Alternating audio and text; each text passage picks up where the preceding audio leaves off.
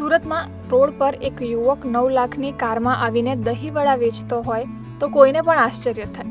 આ યુવક છેલ્લા 2 વર્ષથી રાંદેર વિસ્તારમાં રોડ પર દહીંવડા વેચી પરિવારનું ગુજરાન ચલાવી રહ્યો છે. રત્ન કલાકાર તરીકે નોકરી કરતા સમયે હપ્તેથી કાર લીધી હતી. જોકે મંદીને કારણે નોકરી છૂટી જતા દહીંવડા વેચવાનું શરૂ કર્યું હતું. દહીંવડા વેચીને જ હાલ યુવકે કારના તમામ હપ્તા પૂર્ણ ચૂકવી દીધા છે. તેથી મંદીને કારણે અપઘાત કરતા રત્ન કલાકારો માટે આ યુવાન પ્રેરણારૂપ બન્યો છે.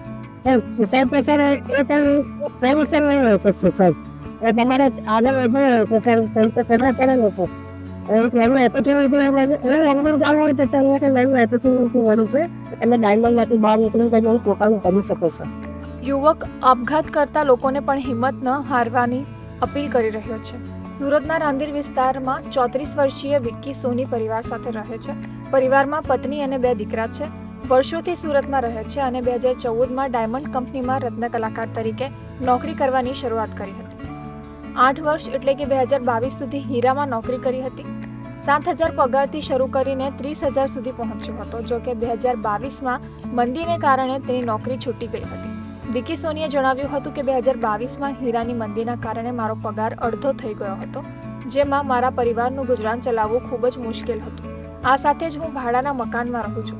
2021માં પગાર પણ સારો હોવાથી અને મધ્યમ વર્ગીય લોકોને કાર લેવાનું સપનું હોય છે, જેથી મેં 2021ના અંતમાં ટાટા કંપનીની 9 લાખની કાર હપ્તેથી લીધી.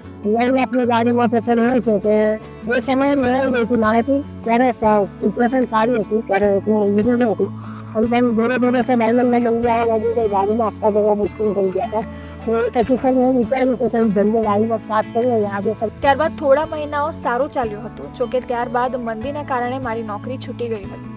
નોકરી છૂટી ગયા બાદ ખૂબ જ તકલીફનો સામનો કરવો પડ્યો હતો. જોકે તેની પત્નીના સહયોગના કારણે તે હિંમત હાર્યો ન હતો. રોડ પર દહીંવડા વેચવાનો વિચાર કર્યો અને રાંદેરમાં રોડ પર જ સાંજના સમયે 2 કલાક દહીંવડા વેચવાનું શરૂ કર્યું હતું. થોડા સમય સંઘર્ષ કરવો પડ્યો હતો. પત્નીના પણ ફૂલ સપોર્ટના કારણે સંઘર્ષને પાર પાડી દીધો હતો. ત્યારબાદ આખો દિવસ દહીંવડા વેચવાનું શરૂ કરી દીધું હતું. હાલમાં દહીંવડાના એક ડબ્બામાં 50 રૂપિયાના દહીંવડા વેચે છે અને રોજના લગભગ 150થી 200 જેટલા ઓર્ડર તે પૂરા કરે છે. વિક્કી સોનીના આ એક પ્રયત્ને તેમના પરિવારના સારી રીતે ભરણ પોષણ સાથે કારના હપ્તા પણ ભરી દીધા છે અને તેના માટે આ કાર એક લકી ચાર્મ બની ગઈ છે.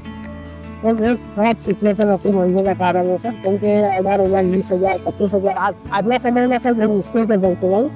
उनके सर ऊँचा सर 30,000 तो दोनों बन चलावा માટે અત્યારે સર મારું સ્કૂલ ઓપ્શન લેવો જબ ક્લાસ થઈ ગયો છે ને સર અત્યારે મારે સર માથે કોઈ ટેન્શન નથી સર. વિક્કી સોની આર્થિક મંદીમાં ભીંસાતા અને હિંમત હારીને ન ભરવાનું પગલું ભરતા લોકો માટે પ્રેરણારૂપ બન્યો છે.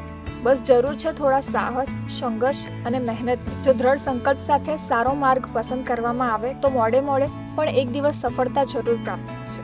જેનું જીવતું જાગતું ઉદાહરણ એટલે વિક્કી સોની.